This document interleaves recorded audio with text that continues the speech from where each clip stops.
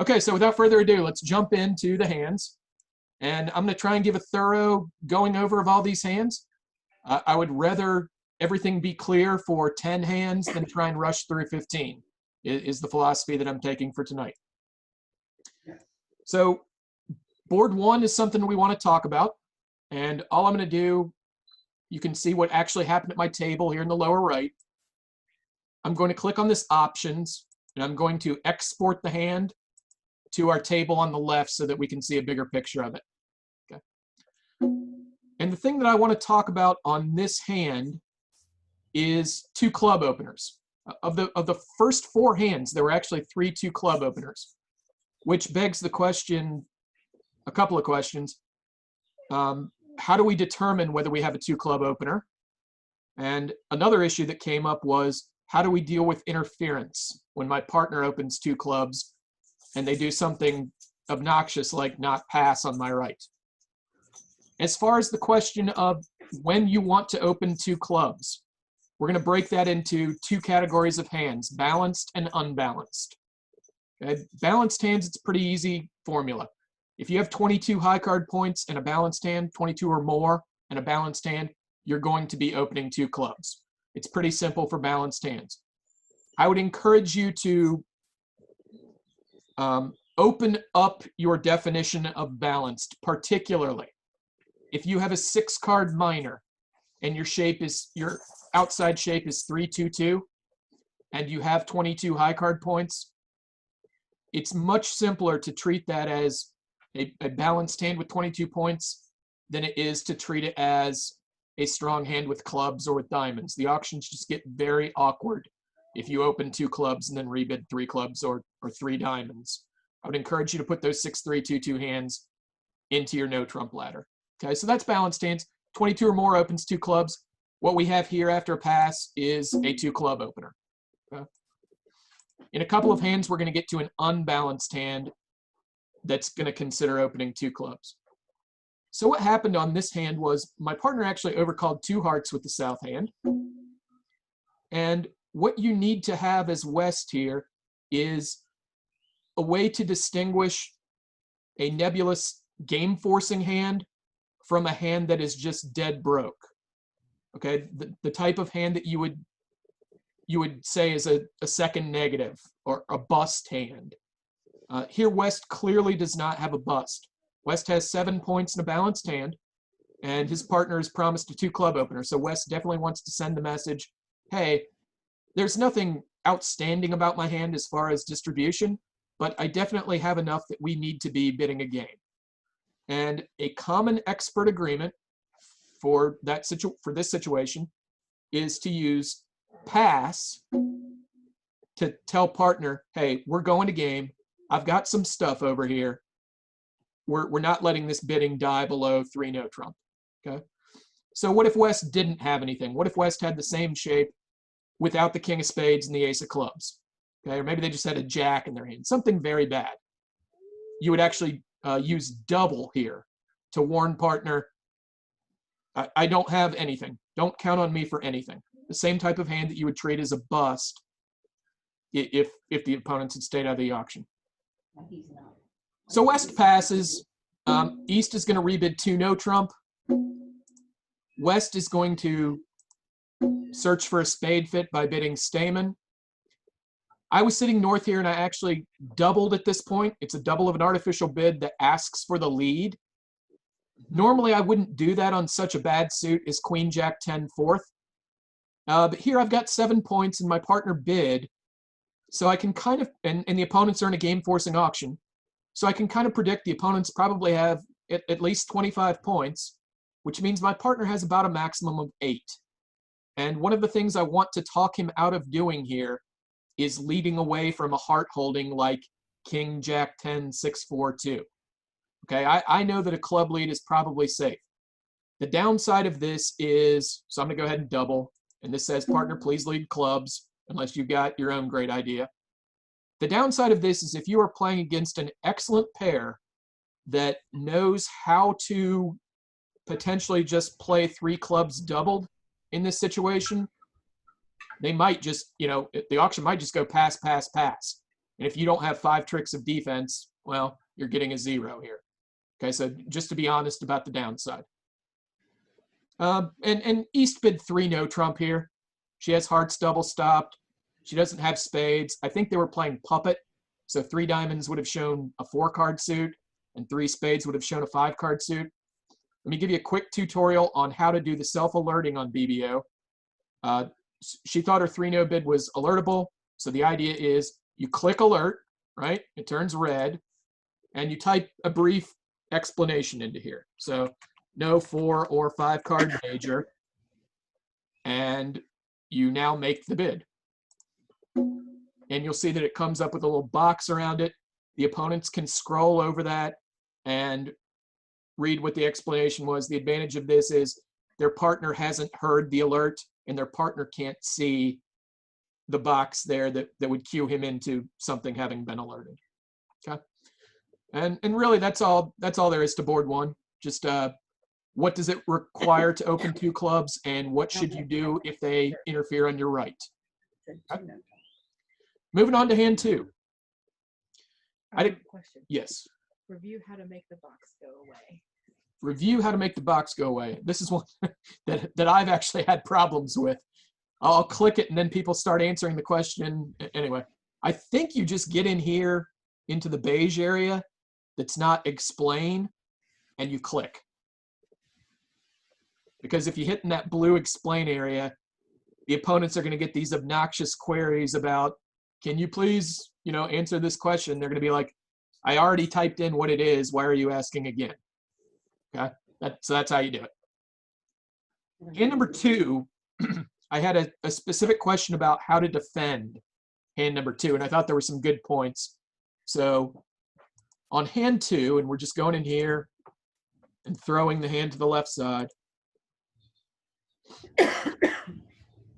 The question was from an east-west pair about how to defend 1 no trump.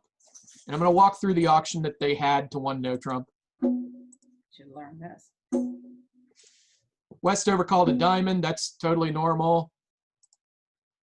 North bid a spade. South bid a no trump. And we were done. Let's talk about the 1 no trump bid for just a second. It's not on a balanced hand. You would typically think of a 1 no trump opening or a 1 no trump rebid as being balanced.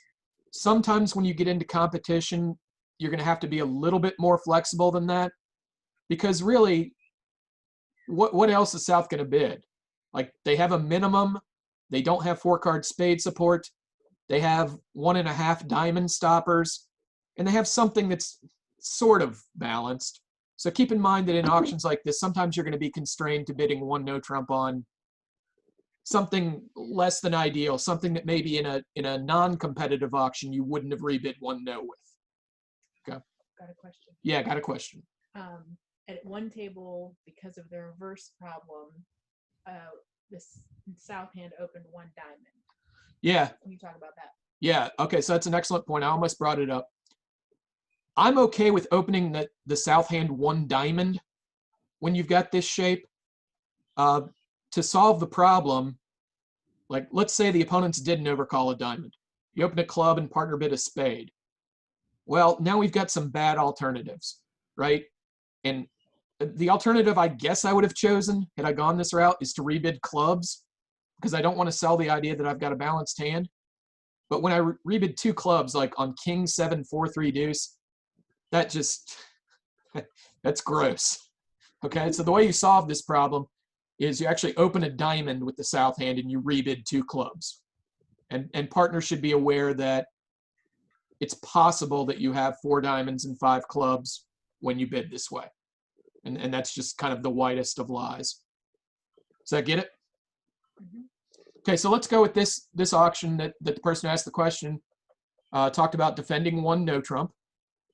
So the first problem we've got is West has an ugly hand to lead from, right? They don't want to lead the diamond or the spade suit because they've got tennises, like they've got this broken stuff, king jack type stuff. And they don't want to lead the clubs because that's a tennis and it's the suit that's a bit on your right. Quick pointer, if you ever find yourself in these spots where you have a tough hand to lead from, and you kind of get down to the point where you're going to lead one of your opponent's suits, lead the person on your left's suit. Okay, lead the dummy's suit if you have to lead one of their suits. Don't lead Declare's suit. Okay. I would lead the 10 of hearts here. Partner rates to have hearts. Why? Well, because neither of the opponents seemed interested in an 8-card heart fit. Therefore, they have 7 at maximum, which gives your partner 5. The other thing is the opponents have stopped in 1 no trump without even so much as sniffing a game, which means they probably limited to about 23 high cards. We have 12, which means that our partner has some stuff. Our partner probably has 5 to 8 points, somewhere in that neighborhood.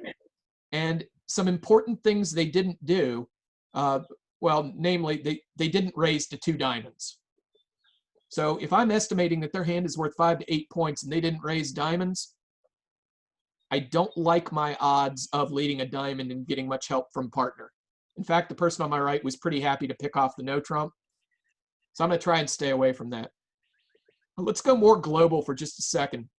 Against 1 no trump, you do not have to feel like you're in a race to get your tricks. Okay? A lot of times you're going to be making what I'd call a Hippocratic lead, first do no harm. And looking at all those suits but hearts, I'm thinking, you know, this is not a suit that I want to lead. I'm going to lead my heart, and later on maybe I have another problem, but at least I'll know something about the hand. Okay? We're not in a race to get our tricks. It's more important that we don't blow tricks. But reasonably enough, the person who asked the question led a diamond. That's my second choice. And the idea is that you lead your 4th best. Okay? And this blows a trick right away, right? Declare is just going to let this run around to her 10. And now Declare is kind of in a spot where she doesn't know exactly what to do. And what happened at the table was she just played a small club, which this looks fine. East won the jack. Lowest of equals winning the trick. That's good. She returned her partner's suit. That's good.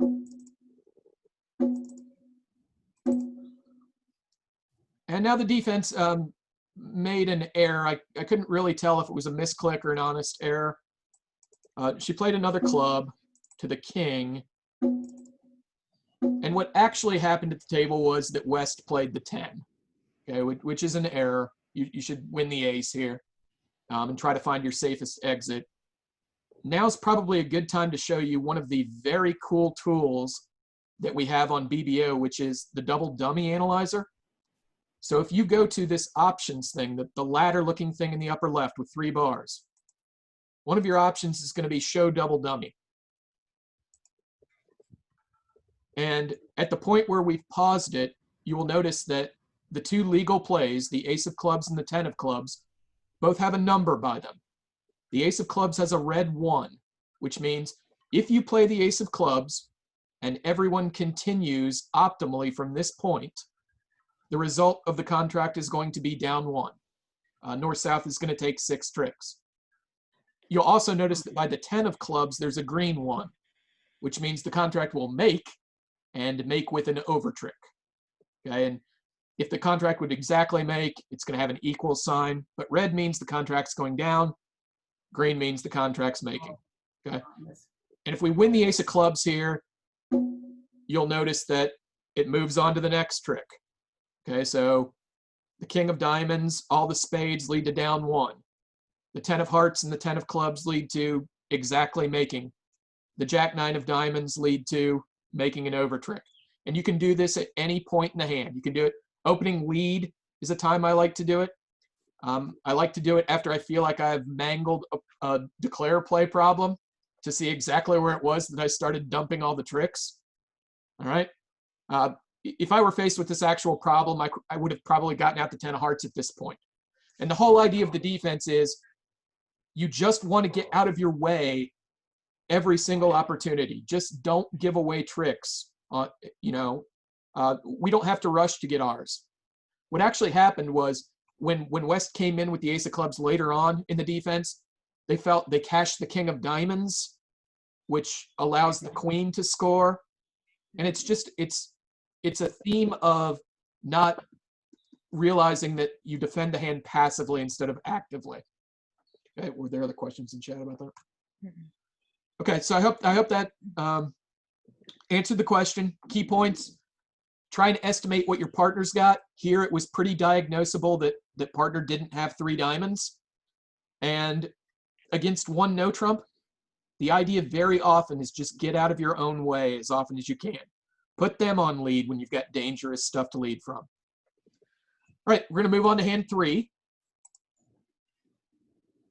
Real quick, at some point, I'm going to come over and grab your mouse and try to move.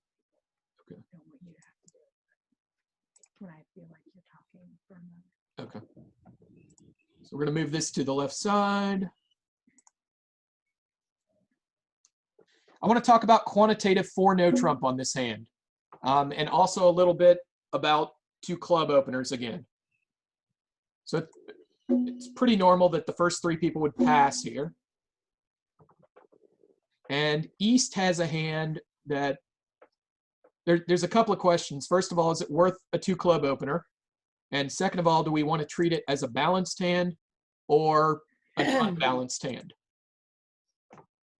And I think I would probably treat this as a balanced hand. It's got 21 high card points. It's all aces and kings. You have a 5-card suit. So, I mean, the 6 of spades is going to score a trick in almost every scenario. So I would actually be okay with upgrading this to a 22 points balanced and treating it like a 2 club opener that's got balanced hand strength.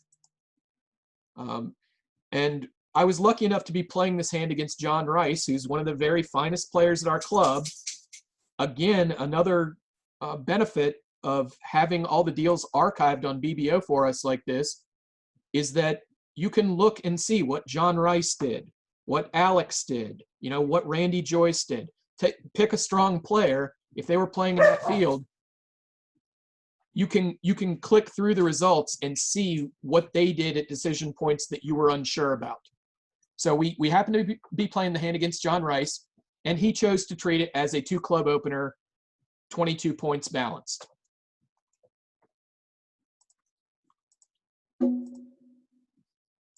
West is just going to bid 2 diamonds waiting. Hey, partner, what have you got? East is going to rebid 2 no. Hey, I've got 22 to 24 balanced. West is going to bid Stamen. East is going to bid 3 spades because they have spades. Quick point about this. You can have a 5-card major for a 2 no trump opening or for 2 clubs, 2 diamonds, 2 no trump. Unless you've got something fancy, which isn't necessarily something I recommend, you're not going to be able to untangle the difference between 4 and 5-card spade suit. And you just live with it. And sometimes you play 3 no trump in an 8-card major fit, and sometimes it's still right to be playing 3 no. So I wouldn't lose a lot of sleep about, oh, how's partner going to know that I have 5 versus 4? I wouldn't worry about it. Okay, so this is going to roll back around to West, who faces an interesting problem here. They've got a partner who said, I've got 22 balanced, and she's looking at 10.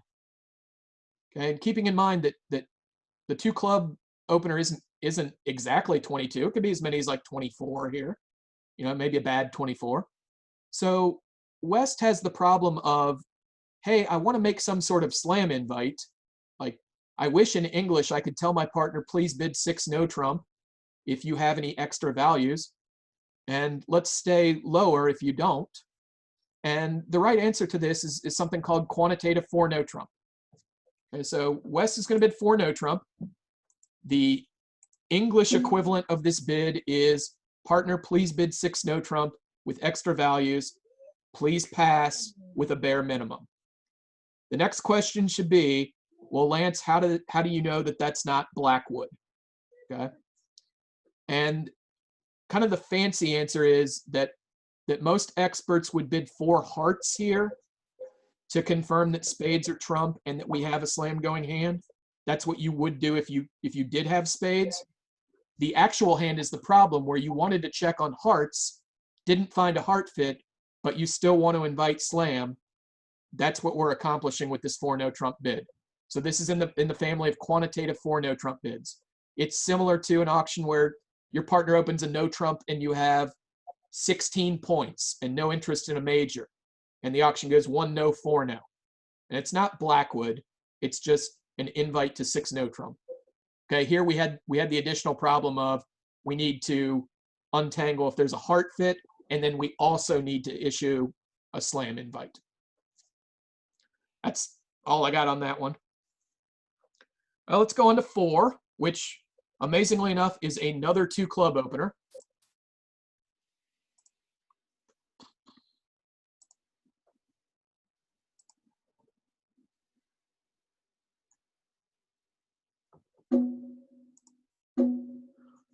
So this is a 2 club opener that's an unbalanced hand. I promised you we'd talk about the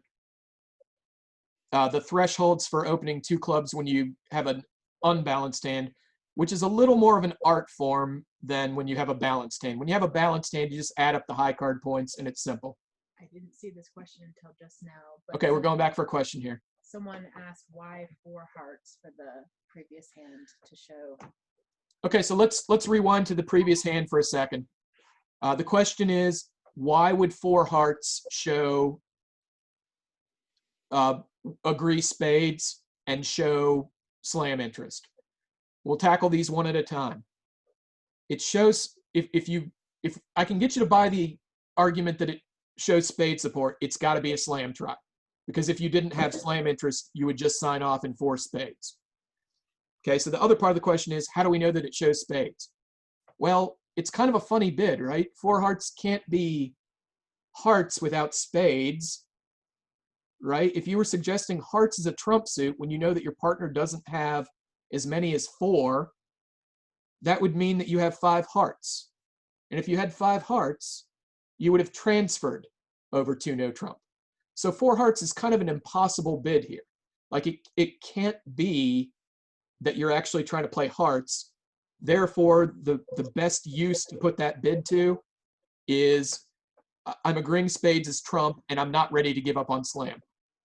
Similarly, if partner had bid 3 hearts over 3 clubs, you would use 3 spades as the bid to say hearts is agreed and I have interest in a heart slam. Okay, hope that helps. Back to this one on 4. We're investigating whether to open 2 clubs with the north hand. And to be fair, I think this is close. I checked what most people did with the hand, and most people did open 2 clubs. I think there was maybe a person or 2 who opened a spade. And although the action I chose was 2 clubs, I don't think it's an egregious error to open this hand 1 spade. But let's talk about the tests that we would put the hand to. When I'm considering opening an unbalanced hand 2 clubs, I want 2 requirements to be filled. One of them is a defensive requirement and one of them is an offensive requirement. Offensively, I want to picture a dummy that is useless to me, and I want to be within 1 trick of game. So let's see if we pass that test. If dummy put down like a couple of spades and no high card points, how many tricks am I taking? Well, probably 4 spades. If partner put down 3 spades or just the queen of spades, I could take 5, very likely. The ace of hearts gets me to 5. The ace, king, queen of diamonds gets me to 8. A long diamond, in case the diamonds just run, or I could rough it in the dummy perhaps, gets me to 9. I'm comfortable saying that unless it's a very rainy day, I have 9 tricks of offense here. Okay, so it meets that requirement. The second requirement is a defensive requirement. And what I like to picture happening is somehow the opponents bid slam in my shortest suit. So here, clubs. So let's picture something crazy happening where the opponents bid 6 clubs, and the Grim Reaper asks you, do you want to stake your life on your ability to set 6 clubs in your own hand? I.e., do you think that you have 2 sure tricks of defense? Okay, and I'm looking at that hand. It's close to balanced. It's got ace, king, queen of diamonds, ace of hearts, ace of spades, and if I couldn't set 6 clubs in my own hand here, I don't know what. Like I'm willing to stake my life that I can beat 6 clubs in my own hand. Is the long and short of it. So I've got the defensive requirement filled. Another test you might ask yourself is, if I did choose to open this hand one spade and it went pass, pass, pass, how sick would I feel? And the answer here is like maybe a little, but I'm still not super concerned if the auction went one spade, pass, pass, pass. It probably means we have a misfit, that partner's broke, and maybe one spade is actually high enough, right? So I think this one is close. I opened 2 clubs, but if you opened one spade, I got no problem with that. So let's go down the 2 club path. It goes 2 clubs, and partner almost always bids 2 diamonds just to say, what do you got? I said I have spades. And now partner's got some good news and some bad news for me. Obviously, the good news is he's got 5 trumps. All right, opposite of strong 2 in spades. That's probably good enough to commit to game. The obvious bad news is he's got a pretty balanced hand, and he's got 2 jacks. Okay? So he wants to send the message, spades are trump, and also I don't have a good hand. And the way you do that is you bid 4 spades. What would we do if we wanted to set spades as trump and we actually had something useful? And the bar on something useful isn't really all that high. Like if we change the jack of clubs into the ace, the correct bid with the south hand would be 3 spades. 3 spades is actually a stronger bid than 4 spades. Why? Because it leaves us room to investigate slam if opener and responder have something extra that they want to talk about. When you don't have any interest in slam, you want to send the message, hey, spades are trump, but don't count on me for anything. That's when we use a concept sometimes referred to as fast arrival, and you bid 4 spades. And it goes pass, and if you trust your partner and you're looking at the north hand, you should be done. Okay, they said nothing out here but some spade support. I've already told him that I have a strong 2. I really don't have anything extra, considering that I thought that bidding 1 spade was in play, thought that opening 1 spade was in play. And you just pass here, okay? So it involves trust of partner to know that that 4 spade bid is actually a weaker raise than if you bid 3 spades. That's all I got on this hand. Let's go to hand 5. It's amazing when you go through these hands, like 2/3 of the hands have something cool to think about.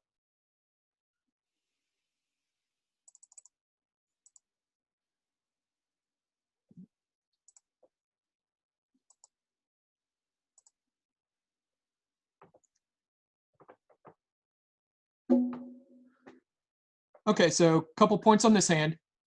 If I am West and I pick up this hand, 7-5, and I'm white and they're red, I'm licking my chops.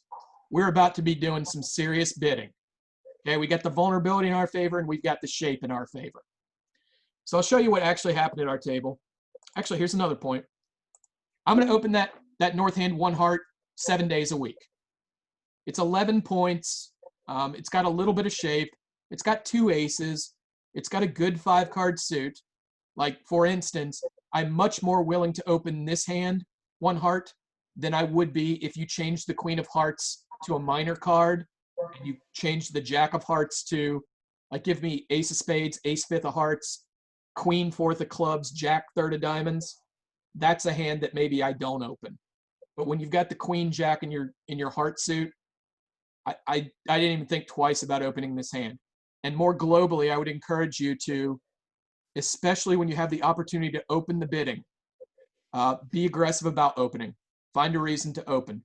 You put the opponents on the defensive. When they get put in spots where they have to overcall rather than having a constructive bidding sequence, tactically you're just in so much of a better space. The modern style is definitely opening light, if you call this opening light. So I would encourage you to, whatever you're comfortable with right now, maybe steer yourself a little bit closer to the edge, okay? Because this is a place where you can win some match points, is by opening aggressively. Enough on that. So it goes a heart pass. My partner bid 2 clubs. We're playing 2/1 game forcing. This shows clubs, and we don't stop bidding below 3 no trump unless we choose to double the opponents, which isn't going to happen when we're white and they're red. So West gets a chance to bid here, and we're still at the 2 level. And I think if I were West, I would want to get both of these suits on the table and then maybe later lose my head bidding diamonds, and partner could get the picture that, hey, he wanted to get spades into the picture, but now he's bidding diamonds over and over. Okay, maybe that sounds like, about 7 diamonds and 5 spades. So one idea would be to make a takeout double followed by bidding diamonds. Another idea would be bidding 2 no trump, which should not be natural. It should be takeout. Another idea is just forget about the spade suit because your diamonds are so much better, and bid a bunch of diamonds. If I went that route, I think I'd just go ahead and bid 5 diamonds right now. I'm not going to feel comfortable selling out anywhere below 5 diamonds. And the idea is when you're preempting, bid to the level that you're willing to risk and do it immediately. Okay? What we were actually faced with was a 3 diamond bid. I bid 4 clubs with the north hand. That was pretty easy to do. I've got 4 card support for my partner, and I don't have a diamond stopper. So I'm willing to risk going past 3 no trump here. And partner bid 4 hearts because he's got heart support, and we were done. The lead was a very normal queen of diamonds. And now we've got something else interesting to talk about, particularly suit preference. If you are sitting West and you see that dummy come down and you see the queen of diamonds led, I would hope that one of the first things that comes to mind is, wouldn't it be dandy if we could get partner to play a club at trick 2 so that I can score my 8 of hearts? Okay. And the next thing that comes to mind is, well, we need partner to be on lead at trick 2, so I'm not going to overtake this with the ace or king of diamonds. And the next thing that should come to mind, especially since the dummy has a singleton diamond, like East-West is only ever getting 1 diamond trick since there's a trump suit. The next thing might be the idea, hey, these Jack 9, 5, 4, 2 of diamonds are all equally useless. Maybe, especially since partner knows I've got a bunch of diamonds, maybe I could use them to send a message. And the idea here is that you play a low diamond to ask for the lower of the side suits, here clubs. If it were spades that you were void in and you were desperately hoping that partner shift to a spade, you could play something dramatic like the Jack of diamonds. Okay, and the thing that's going to happen here, which partner doesn't know this yet, the queen of diamonds is going to hold the trick. Partner's going to go, huh, that's strange. Declare doesn't have the ace of the king because they certainly would have won that card, which means my partner has them, and my partner chose to leave me on lead, and my partner chose to play this unusually loud card, like the 2 or the Jack.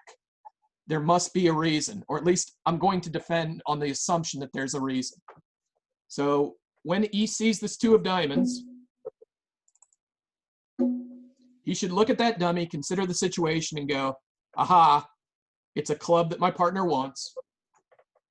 And if we'll use our double dummy trick here, you can see that all of East cards that aren't clubs lead to making over tricks. And all of East clubs, if they lead them, leads to making. Okay, so that's how you can get partner to shift to a club here, by using your worthless diamonds to send the message of what you want led at trick 2. Now, perhaps it's tempting to think at this point, what's it matter? The contract's making, why are we wasting effort on this? So let's go to the score slip to see why we're wasting effort on this. I'm just going to click other tables in the lower right, and we're going to look at what, until we had the bridge mates, you actually had a slip of paper in the board that looked like this comparison looks like. And you will notice that if North-South gets 620, they get 50% of the match points. But if they get 650, they get 77% of the match points. Match points is a zero-sum game, which means that if North-South gains 27%, East-West lost 27%. So if you're the East-West pair here that doesn't care about an over trick, you are taking 27% on a board and throwing it into the wind. We play 22 boards in a night. If you throw away 27% on one board, that's 1.2% on your final score. And at the end of the night, when you score up 58.1 and you feel, relatively proud, as you should, you came in third with your 58.1. And the next thing you notice is the winners didn't really have, there wasn't a crazy high scoring game tonight. The winners had 59. And then you come back to this and you think, 58.1 plus 1.2. Damn, if I'd have worried about that over trick, we'd have won tonight. And you add a couple or three of those together in one game, and that's the difference between consistently finishing fourth and consistently finishing first and consistently not scratching versus consistently getting into money. Question, what does the green 2 mean on the King of Hearts? Okay, all the green numbers on the King of Hearts in particular here means that if East were to lead the King of Hearts here, the contract is going to make with 2 over tricks. The ones with the green 1 mean the contract would make with 1 over trick. And the clubs all have equal signs, which means the contract would just make. All right? So if you're not used to worrying about over tricks, you've really got to get over that. The way that match point scoring works, you are fighting for every single trick, even in a contract that's going down or a contract that's making.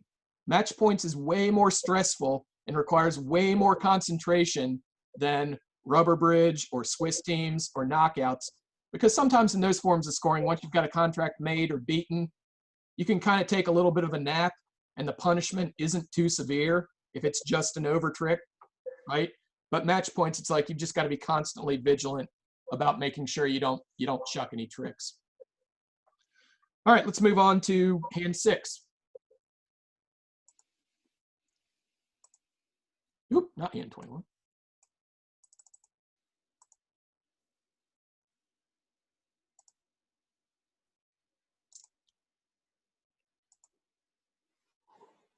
All right, so a couple good points on this. One of them is about takeout doubles, and one of them is about simple overcalls versus preemptive jump overcalls. I noted in one of my emails today that there's actually an article about this in this month's Bridge Bulletin, the difference between overcalling simply and making a jump overcall. So the start we had to this auction was very normal. Pass a club. I was sitting north, and I'm definitely going to bid some diamonds. And the normal thing to do here would be bid 1 diamond. And in fact, if West had dealt, I would 100% bid 1 diamond. The difference in this scenario is that I already know some important information. I know that my partner couldn't open the bidding. And I know that my partner has heard me talk about the virtues of opening light. And when I add a hand that couldn't open light to my hand, I know that the number one objective of bidding, which is to get to a game, a reasonably likely to make game, that can't exist anymore. Okay, there's no way that partner has a passed hand that's going to make opposite the north hand, right? So I can shift my objectives from purely constructive, i.e. get us to 4 hearts or 4 spades or 5 diamonds or 3 no trump. I don't have to worry about any of that stuff anymore, okay?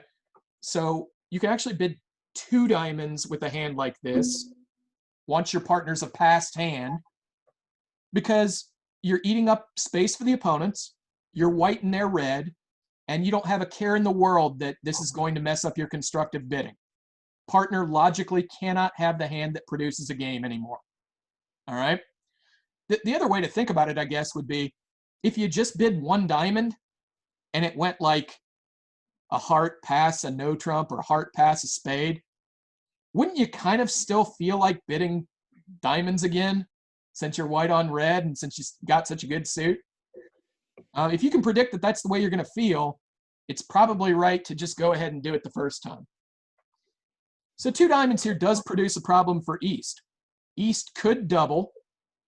I think this is close. I think that it's not quite enough, but it's close. Because if you made a negative double, I think the book says that you need 8 points to make a negative double at the 2 level. and it feels like this hand is just a little bit too light for that. So very likely, and what happened at our table was we got East to pass, and my partner stuck the knife in a little bit further by raising to 3 diamonds. Okay, so now we're not vulnerable. We don't have a game to worry about, and we're at the 3 level in our 9-card fit, which is exactly where we want to be. What actually happened now was pass, pass, pass. However, West should probably make a takeout double here. And, you know, East would now be able to bid, oh, back that up. East could now bid 3 hearts, and that would be the way that East-West find their heart fit. It's important for West, who's the defender that's looking at the short diamonds, to make a takeout double here once the opponents find and raise diamonds and they're white against red. So definitely you want to make a takeout double with the West hand. Okay, question here. Question regarding your 2 diamond bid, do you need to alert it, and would the director punish you if they call the director on you? Okay, good. So the question is, do you need to alert the 2 diamond bid, and is the director going to bury you when she shows up at the table? So the first answer is you don't need to alert it. Certainly, if the opponent's asked about your style, you should be forthcoming to them. Like South might say, hey, I've seen him bid 2 diamonds here on anything ranging from 5 to 13 points in this situation. And I've seen him do it on 5 diamonds, and I've seen him do it on 7 diamonds. And he's kind of got some poetic license here because I'm a passed hand and he doesn't really have to worry about us bidding a game. So that's the definition of 2 diamonds. The director is not going to punish you for this. Like, this is just tactical thinking, strategic playing of games. Like, if a director came and tried to punish me for this 2 diamond call, like, that's not going to happen, A. And B, I would just, like, lose all respect for the game. When it turns into a point where we're not allowed to try and do things to improve our score, I'm just not interested in playing anymore. But I don't think you're going to run into any problem with the director here. Okay? And doesn't require an alert, but if they asked, try and share as much information as you have about your partner's style, right? They're entitled to know everything that you know.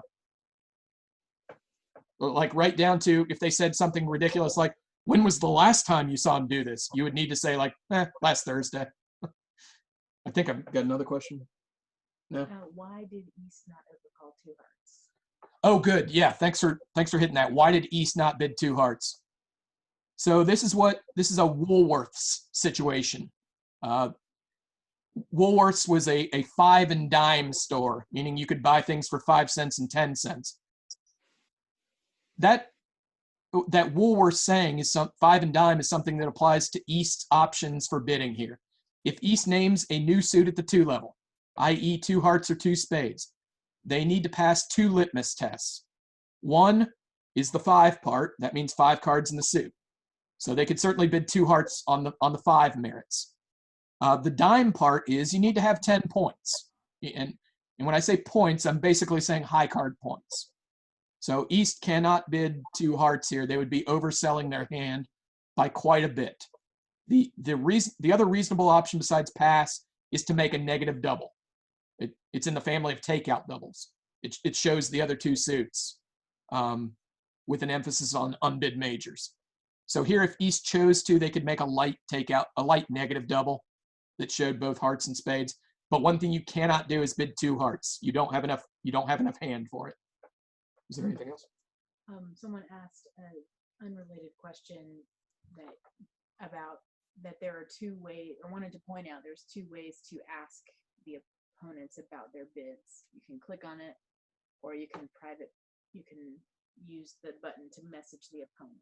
Right. So let's talk real quick about how you would ask your opponents. Like, say we're sitting West and we want to know about this 2 diamond bid. The easy way to do it is just to mouse over 2 diamonds and click it. And that's going to send a message to the person that made the bid. Like, this is a little bit different than if we were playing live, excuse me. That's going to send them a message to please explain their 2 diamond bid. All right. The other way that's a little more convoluted is you could actually chat to that person, but I would suggest you just click on the bid and they're supposed to give you an answer. All right, let's move on to hand 7.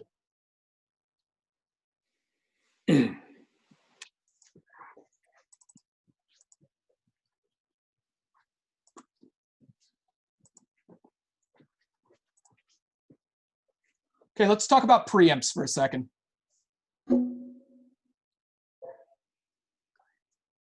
South is certainly bidding 3 spades here. I think everyone in the room is going to preempt 3 spades with this.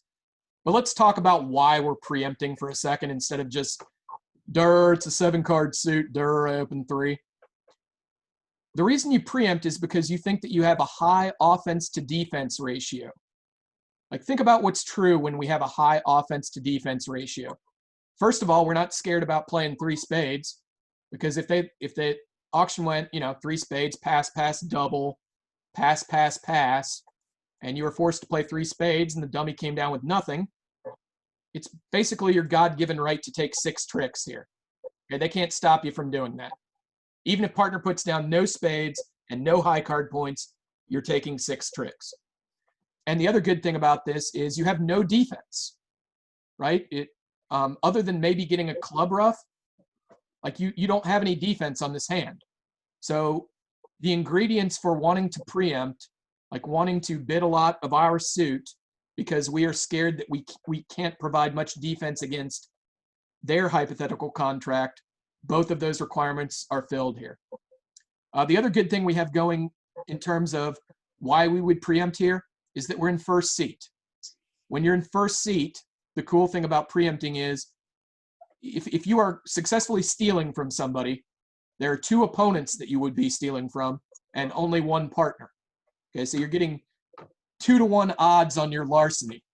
Compare that to being in the second seat where you've already got 1 opponent who has passed. When that's the case, there's less reason for preempting, right? Because one of them has already expressed that they don't have an opening hand. So there's less reason to preempt.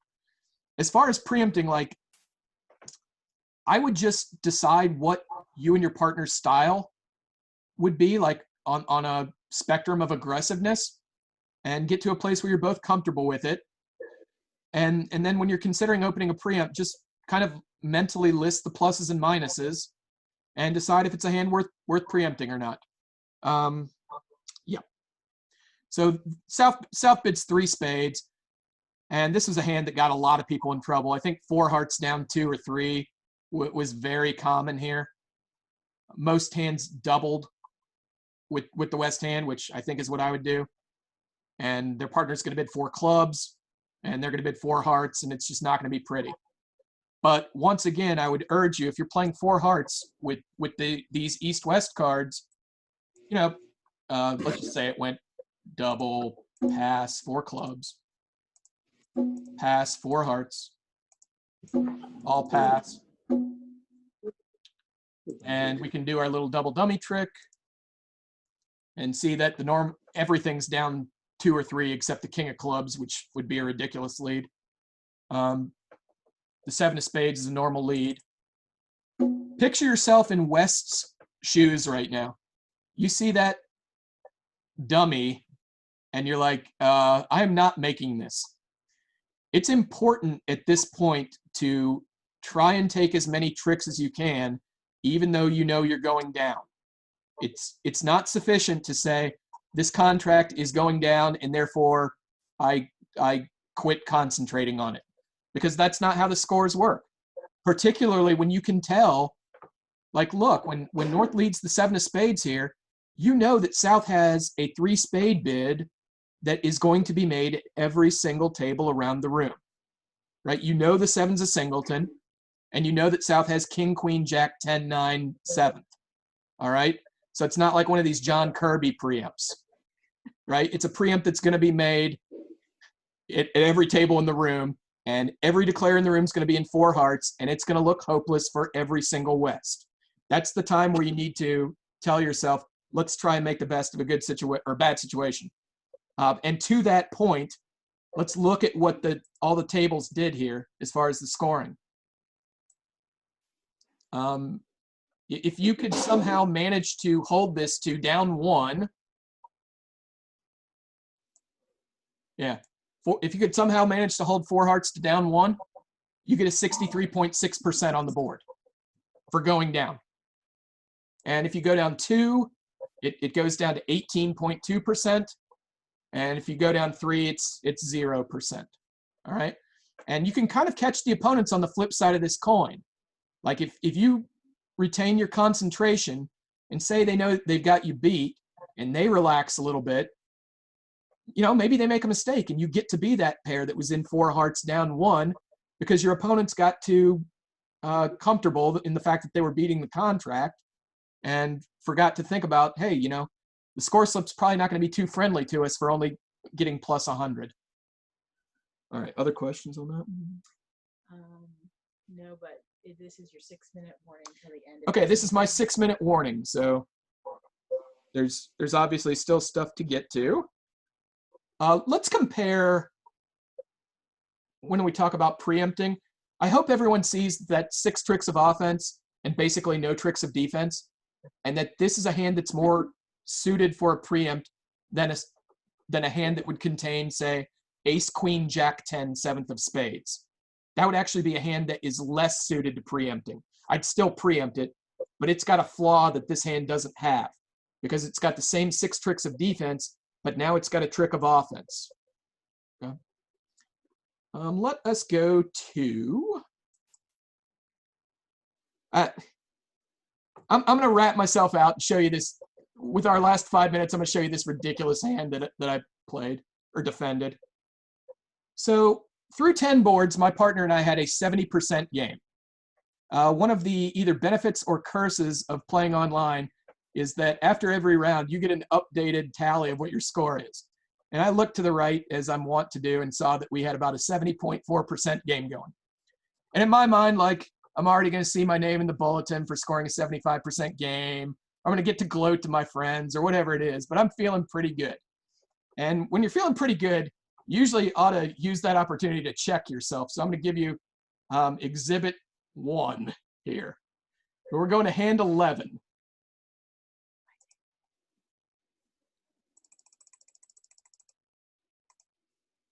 And the reason I bring this up is sort of to make fun of myself and also to show you, like, I'm a pretty decent player and I'm still prone to doing this kind of just absolute nonsense, throw away a board for no reason. Okay. I hope it encourages you to know that, like, everybody does it. We've done it. I'm not sure everyone does it this bad though. This is crazy. So we're going to export it to the left side. I think we are. Say 11. Export to left side. So here's the story. My partner opened the south hand 2 spades. You can, this is kind of like one end of the spectrum of a 2 spade opening style. I would actually open the hand 1 spade, I think. As dealer, I'm going to look at that hand. I'm 6'4". I've got 9 points. I've got the boss suit, the spade suit. And the idea that I'm first going to come to is I don't like putting the green card on the table. I feel like I should be doing something other than passing. And the next thing is, well, am I going to open 1 spade or 2 spades? And I would open 1 spade because I have my defense to offense ratio is much higher than it really should be for 2 spade opening. So I'd open 1 spade, my partner opened 2 spades, that's fine. And it went pass, and I passed with the north hand because it doesn't look like we're making a game. And East bid 3 clubs. You know, it's a good 7-card suit. It's a little light on high card points, but you can't sit here and pass when you've got a 7-card suit and you're in the balancing seat and you've got 1 of their suit. So when 3 clubs pass and West very reasonably bid 3 no trump, right? He's got a double spade stopper and he's got the ace 4th of his partner's suit. So 3 no's pretty logical choice here. As North, I thought, you know, I'm probably setting this. I like my odds. When all pass. And if we look at the double dummy, you can see that there's a little red 7 by most of my cards. That means that if I were to lead that card and we played like human beings, the contract is slated to go down 7. If we look at the other tables, so down 7 would be 250 points to us. 250 would be somewhere between 91 and 100% on the board. In other words, a top. All right, not literally a top, but close enough for whatever that saying is. So if I just don't lose my mind here, we're slated to get a pretty good board. So I'm going to lead hearts with the idea that I get in with the ace of spades and then hopefully have enough hearts to cash. The competing thoughts here would be either leading a 4th best heart or leading the queen of hearts and hoping that, yes, we may concede a trick to the king of hearts. But first of all, like, they won't be able to duck it, right? So if my partner's got a doubleton heart, they're going to win the king of hearts on the first round. If my partner gets in first, he's going to be able to lead a heart. We've got enough tricks to set the contract. So the winning decision would have been lead a 4th best heart. Of course, I didn't choose that. I led the queen of hearts. And you'll now see that if my partner plays the king of hearts, it leads to down 5.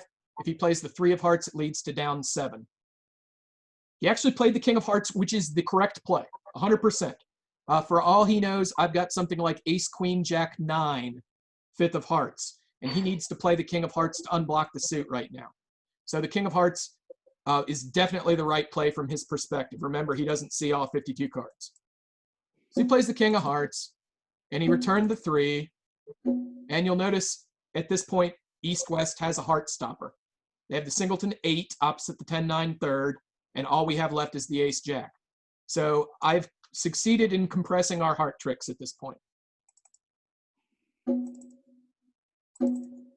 And when I'm in with the jack of hearts here, I'm kind of thinking, man, if I'd have just led a 4th best heart, we could have run this entire suit. I could cash the ace of spades. It'd be down 2. And I kind of got stuck right there. Like it was just an emotional response. Like I'm upset that I didn't do the right thing. So I kind of gathered myself and I thought, well, what can I still do here? Well, I could cash the ace of hearts. That's our 3rd trick. Cash the ace of spades, lead a spade to partner's king. At least we'll get it 1. Okay, so I proceeded on that line. And it was my partner's turn to pitch. We're playing standard signals. He pitched the 2 of spades. The 2 of spades says unequivocally, do not play spades. That's not where I live. So what did I do? I banged down the ace of spades, of course. Just the sin I'm guilty here is getting one idea in my mind and then ignoring any evidence to the contrary that I ought to revise my thought process. Okay, so it went ace of spades. And partner again said, stop doing that. Okay? And I still had a chance. I could still lead the queen of diamonds, and it leads to down 5 for an almost top board. But not me. I was too far gone. I had something set in my mind, and I was not going to be talked out of it. I led the 10 of spades. They made the contract. That's 9 tricks, right? 2 spades and 7 clubs. We can scroll all the way down to 3 no trump west for a big fat 0 after I was excited about our 70% start. So I guess the lesson here is like concentration is important and the ability to be malleable in your thought process is important. And never get too caught up in the score. You just end up doing crazy stuff like I did here. And good players are capable of doing absolute nonsense like this. I have one more question. Yeah, one question was, what about the rule don't preempt to preempt for East over calling 3 clubs? Okay, so good one. There's a question about the 3 club balance here because there is a rule that says don't preempt to preempt. In other words, when they open 2 hearts, my opponents open 2 hearts and I bid 2 spades or 3 clubs or 3 diamonds. Those all show good hands. Okay, those show opening hands at least. We're not overcalling their weak 2 with our own weak 2. This one's a little bit different just because the hand has so much playing strength for clubs and because you kind of know that partner has some values here because the opponents have stopped shy of game. So compare overcalling 3 clubs in the direct seat. Like if the 2 spade bid had come from your right, perhaps this hand doesn't qualify as a 3 club bid. But when it goes 2 spades pass, and you've got a singleton in their suit and king, queen, jack, 10, 7th of a side suit, and now some assurance that partner must have some values because the opponents didn't bid game, you kind of have to balance with 3 clubs in this situation, which doesn't change the fact that you don't preempt to preempt. That is 100% true. All right, so I hope a lot of you guys sign into the virtual club and play in the triangle game tonight. This is going to wrap up this episode. We will try and do the same thing next Wednesday afternoon, I believe, although this is a work in process. Please feel free to text me or email me or Vladimir, John Gritman, with any input you have as to what you'd like to see in the future. It's great. Thanks, Lance. Thank you, Lance. All right. Have a good evening. Thanks.